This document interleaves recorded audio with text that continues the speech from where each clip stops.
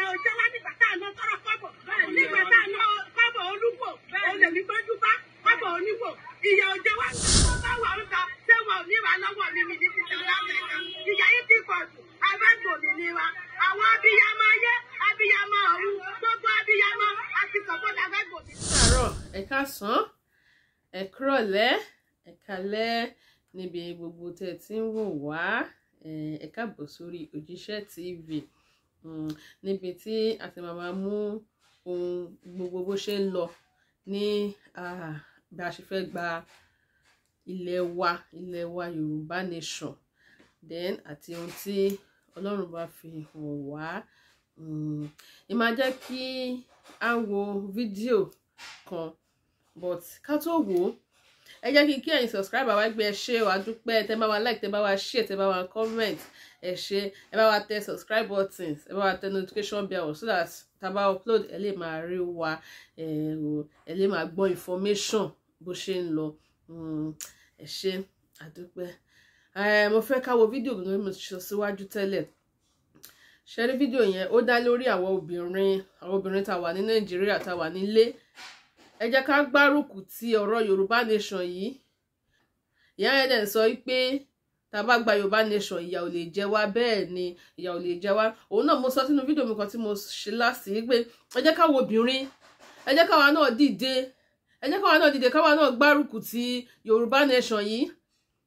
Ẹ má jà dá pé àwọn ọkùnrin nìkan ni kán máa ṣe ìgbà kan àwo kan. Ẹ jẹ́ ká obìnrin náà dìde, ẹ jẹ́ ká gbárùkù tí ṣẹ́ni ká sòótọ́ fúnra wa. Ṣẹ́ni tá bá fẹ́ gba Yorùbá nation yìí, àwọn obìnrin a ní láti fún ọjà wa gidi, ká support àwọn ọkùnrin. Ẹ jẹ́ ká support àwọn ọkùnrin wa, ẹ jẹ́ ká support wọn so that ó máa wà easier fún wọn láti lè sọ pé yes, àwọn obìnrin náà dìde.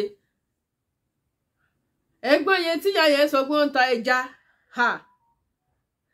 in fact ó yà mí lẹ́nu gan, ó yà mí lẹ́nu gidi gan ni.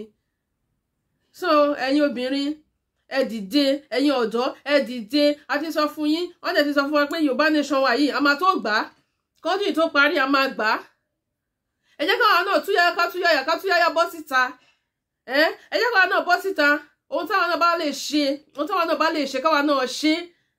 Ká kàn má jókòó tẹ́tẹ́rẹ́ pé ẹ jẹ́ máa wò wọ́n, a máa wò bóyá máa gbá bọ́ nígbà. Ẹ má jà ṣe bẹ́ẹ̀, ẹ jẹ́ ká gbárùkù tì wọ́n. Ó yá, kí n má sọ̀rọ̀ jù. Ó yá, ẹ wá lọ gbọ́ ohun tí àwọn Iyaloja sọ.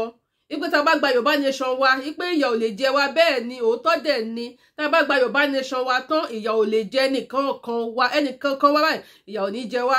Ó yá, ẹ wá lọ gbọ́ ohun tí àwọn ìyá wa, àwọn Iyaloja, ohun tí wọ́n sọ.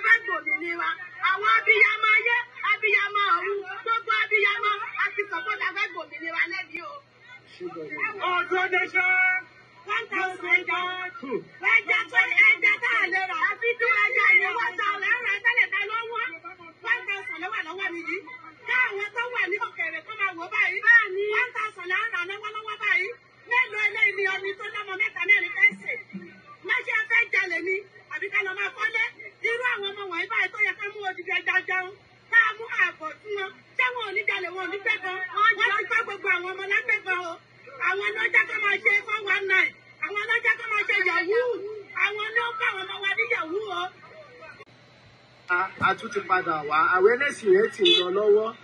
ọjà Sabo náà láti wà lọ́wọ́ báyìí.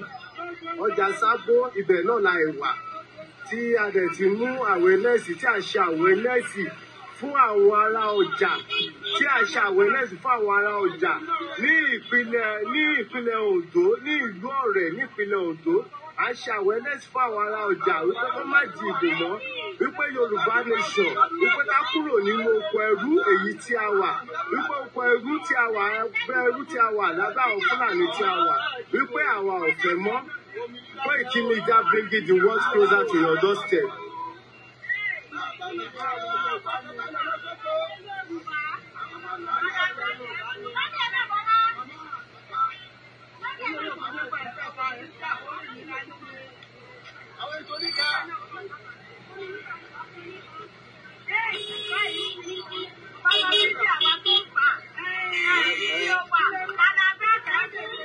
Yoruba nation. Ẹni kí lẹ wí mọ́mì?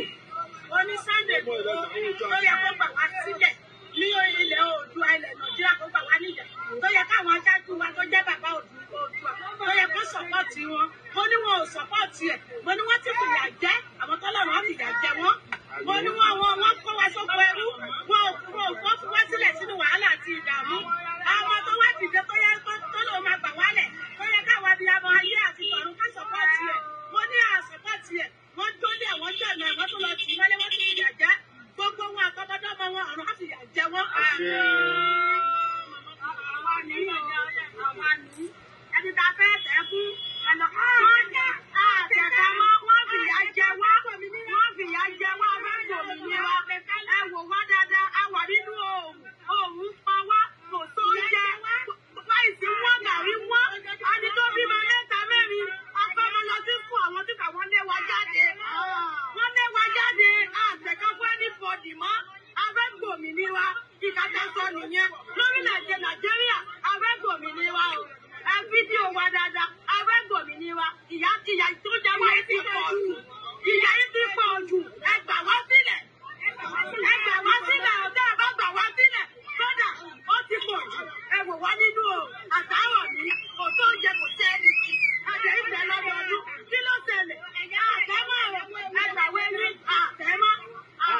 Ẹlẹ́ ò ṣe àwa ò ṣe olóṣèlú.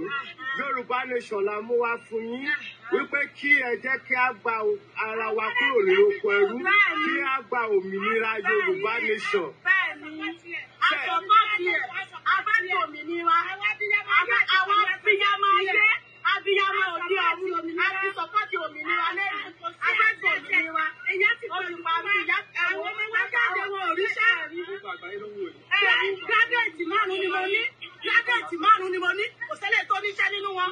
Méjì travel out báyìí, àwọn Dubai tún deport wọn, nígbà wo fẹ́ wọn lórílẹ̀-èdè wọn, ká lọ tún orílẹ̀-èdè wa ṣe.